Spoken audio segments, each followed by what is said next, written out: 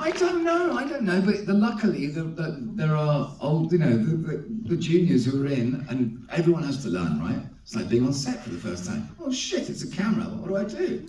If you've only been trained at stage like I was back in the day, I had a horrible time my first couple of days. I really didn't. It's like trying to work out a code, right? I mean, and nowadays my kids are way better with like the idea of working in front of a camera because we've all got one now. They spend their fucking life on it too. It's awful.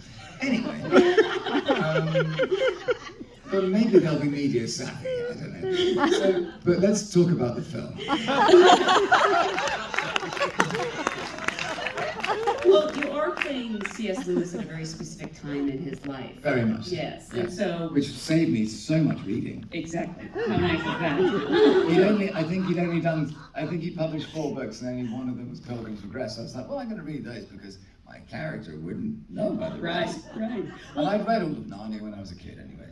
So I know it sounds like I'm lazy, but you have to do the right amount of work for the right timeline. So that's. I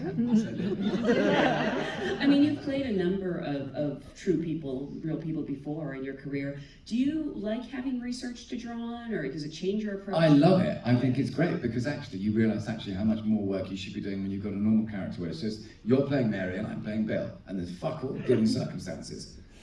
So when you've got a real character, and what the differentiation, for example, for someone like Tony Armstrong, is what I mean, or someone like Bob Evans, like people know what people kind of know what they look like. If you said draw me a picture of C.S. Lewis, most people would be like, oh, I have no idea what he looks like, and I certainly have no idea what he talks like. And let me tell you, that's another interesting story. I do know how he and we're off to the races. So. What really made C.S. Lewis famous in England was in 1939. The war happened, World War II happened, and so which is what we start our film with.